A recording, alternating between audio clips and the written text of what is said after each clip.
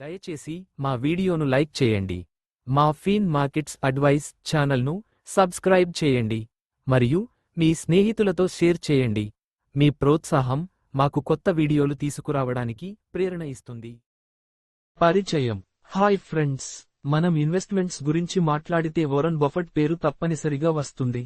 ఆయన తన విలువ ఆధారిత ఇన్వెస్టింగ్, వాల్యూ ఇన్వెస్టింగ్ స్ట్రాటజీతో ప్రపంచంలోనే అత్యంత విజయవంతమైన ఇన్వెస్టర్గా నిలిచారు. కానీ ఆయన చెబుతున్న 12 ప్రధాన తప్పులు చాలామంది ఇన్వెస్టర్లు చేస్తూనే ఉంటారు. ఈ రోజు ఆ తప్పుల గురించి తెలుసుకుందాం. తప్పు 1. త్వరగా రిచ్ అవ్వాలని ఆలోచించడం. ఇన్వెస్టర్లు చేసే మొదటి తప్పు, త్వరగా రిచ్ అవ్వాలి అనే తపన. బఫెట్ ఎప్పుడూ చెబుతారు, సంపద స్లో మరియు స్థిరంగా బిల్డ్ అవుతుంది. తప్పు 2. మార్కెట్ ట్రెండ్స్ ను బ్లైండ్ గా ఫాలో అవ్వడం. మార్కెట్లో హైప్ లేదా ట్రెండ్ వస్తే చాలామంది బ్లైండ్లీ ఫాలో చేస్తారు. బఫెట్ మాత్రం కంపెనీ ఫండమెంటల్స్, అర్నింగ్స్, గ్రోత్ పై దృష్టి పెడతారు. తప్పు 3. రిస్క్ అర్థం చేసుకోకుండా ఇన్వెస్ట్ చేయడం. బఫెట్ అంటారు, risk comes from not knowing what you're doing. చాలా మంది ఇన్వెస్టర్లు రిస్క్ అర్థం చేసుకోకుండా పెట్టుబడి పెడతారు. తప్పు 4. షార్ట్ టర్మ్ ప్రాఫిట్స్ పై ఎక్కువ దృష్టి.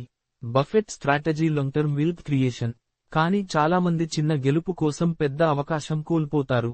తప్పు 5. కరెక్ట్ రీసెర్చ్ లేకుండా ఇన్వెస్ట్ చేయడం. చాలా మంది రీసెర్చ్ చేయకుండా న్యూస్ లేదా స్నేహితుల మాట విని ఇన్వెస్ట్ చేస్తారు. బఫెట్ మాత్రం ప్రతి కంపెనీని లోతుగా అర్థం చేసుకుంటారు. తప్పు 6. భావోద్వేగాలతో ఇన్వెస్ట్ చేయడం. భయం లేదా గ్రీడ్ ఆధారంగా ఇన్వెస్ట్ చేయడం పెద్ద తప్పు.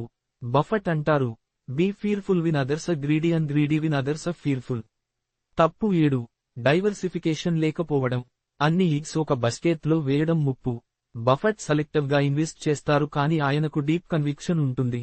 తప్పు 8. లెవరేజ్ అప్పు తీసుకుని ఇన్వెస్ట్ చేయడం. లెవరేజ్ చాలా రిస్క్. బఫెట్ అప్పు తీసుకుని ఇన్వెస్ట్ చేయడం మానుకోవాలని సలహా ఇస్తారు. తప్పు 9. పేషెన్స్ లేకపోవడం. బఫెట్ విజయానికి పేషెన్స్ ప్రధాన కారణం. చాలా మంది అంపేషెంట్ గా స్టాక్ విక్రయిస్తారు. తప్పు 10. అనవసరంగా ఎక్కువ ట్రేడింగ్ చేయడం. ట్రేడింగ్ ఫ్రీక్వెన్సీ పెంచితే బ్రోకరేజ్, ట్యాక్స్ ఎక్కువ అవుతుంది. బఫెట్ అంటారు, ఎక్కువగా బై మరియు హోల్డ్ చేయాలి. తప్పు 11. కాంపౌండింగ్ శక్తిని అర్థం చేసుకోకపోవడం. బఫెట్ ఫార్చ్యూన్స్ కాంపౌండింగ్ ద్వారానే పెరిగాయి. కానీ చాలామంది కాంపౌండింగ్ కు సమయం ఇవ్వరు. తప్పు 12.